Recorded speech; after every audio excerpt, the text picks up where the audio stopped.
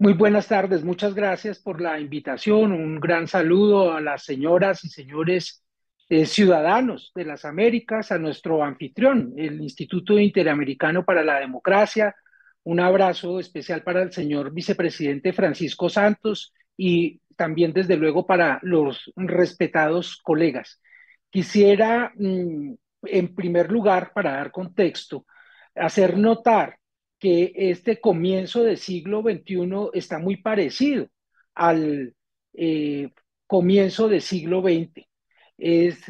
un siglo que inicia con una pandemia, con una guerra, con la exacerbación del populismo y de los totalitarismos. Y en ese contexto es que debemos apreciar lo que está viviendo nuestro país.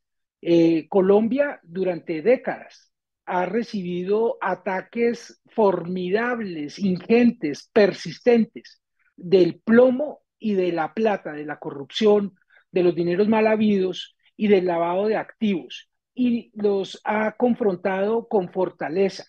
del ataque de los carteles del narcotráfico y particularmente del de Medellín, cuando esas organizaciones armadas ilegales lideradas por Pablo Escobar, pero coincidiendo en sus negocios con las guerrillas y con los paramilitares, querían someter a sus designios a los colombianos. Nos rebelamos pacíficamente y dimos lugar al más amplio consenso de la historia colombiana y alumbró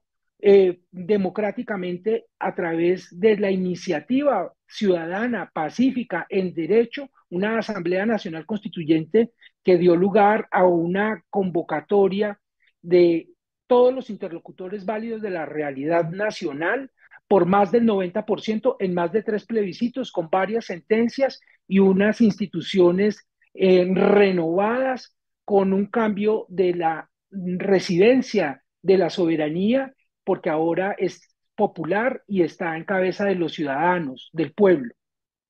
Sin embargo, este nuevo ataque está ahora con una característica especial. Es un ataque desde adentro.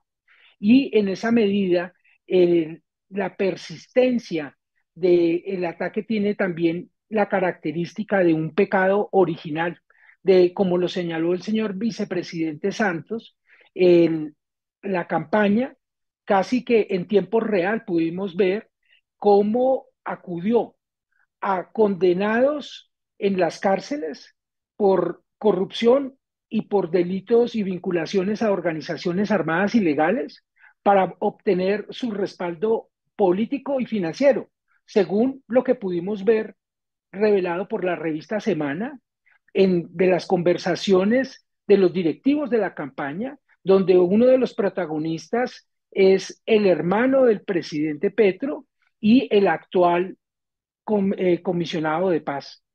Y ese pecado original hace que subordine su voluntad en buena medida al cumplimiento de compromisos justamente de la corrupción y de las organizaciones armadas ilegales. Plata y plomo, corrupción, narcotráfico y violencia son hermanos siameses y desde luego en este caso tienen una prioridad, un puesto de primera fila en este gobierno. Y tanto más cuando efectivamente el mandato en el Congreso no tiene una mayoría en cabeza de el programa que lideró o que expuso la campaña Petro.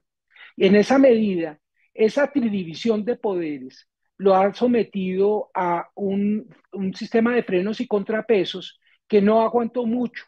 y que no aguantó mucho porque el propio gobierno tomó la determinación de acabar con una coalición y en esa medida, en lugar de tener unos acuerdos programáticos en cabeza de los partidos, pasó de tener una relación política al por mayor a una relación para tener el apoyo al de tal por cada uno de los parlamentarios. Y ese es el caldo de cultivo que además al pecado original se suma a condiciones para que se hayan ido agravando los hechos de corrupción que está conociendo permanentemente la opinión pública nacional e internacional, como lo reveló el señor general ex viceministro el fin de semana pasada en relación con actividades e inactividades y contrataciones en cabeza del Ministerio de Defensa. La ciudadanía colombiana ha persistido desde la posesión del presidente Petro, desde el mes de septiembre del año pasado, con una serie de expresiones espontáneas, pacíficas, claras, para hacer presencia en las calles y hacerle notar a todas las autoridades, no solo al gobierno,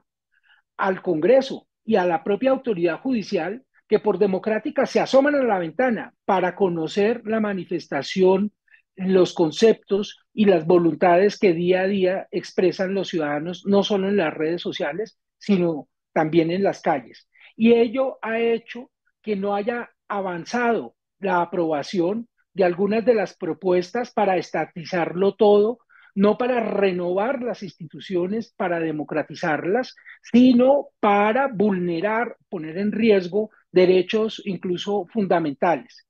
A los llamados que ha hecho el gobierno en cabeza del presidente para buscar el respaldo ciudadano, como no ha encontrado eco, ahora ha querido presentar en relación con temas agrarios estímulos financieros que están sometidos a discusión y que no han sido de buen recibo. Y desde luego, como motivos, no solamente en relación con la financiación de la campaña, que de conformidad con la Constitución del 91 no son neutros, sino que asignan una consecuencia al vulnerar los topes de financiación con la dejación del cargo, se abre por esa como una de las vías de juicio político, pero además varias de indignidad e incluso de salud. Y desde luego una de las variables son los hechos de corrupción que sumados a los de campaña se han conocido y pululan en diferentes instancias del propio gobierno nacional y por reflejo en algunas entidades territoriales. En esa medida, no se puede, desde luego, ni absolver por anticipado, ni condenar por anticipado. La Constitución no dice deje así frente a esos supuestos de hechos tan graves que tiene previsto precisamente nuestras instituciones, que han ido reconociendo la gravedad de la amenaza que señalaba el vicepresidente Santos en relación con la financiación de las campañas, y ahora le asignan unas consecuencias. Hay que tramitarlo todo dentro de la Constitución, defender la Constitución, y la ciudadanía efectivamente no ha estado ni aplaudiendo ni temerosa, sino activa, no está paralizada. Es una indignación inteligente, pacífica y determinada. Y la combinación de esa Doctor, acción ciudadana doctor más la Ortiz, un intervención minuto, de por las favor. instituciones va a ser lo que proteja nuestras instituciones. Y Doctor ahora Ortiz. en octubre se da una cuota para dar una clave inicial de ese juicio político.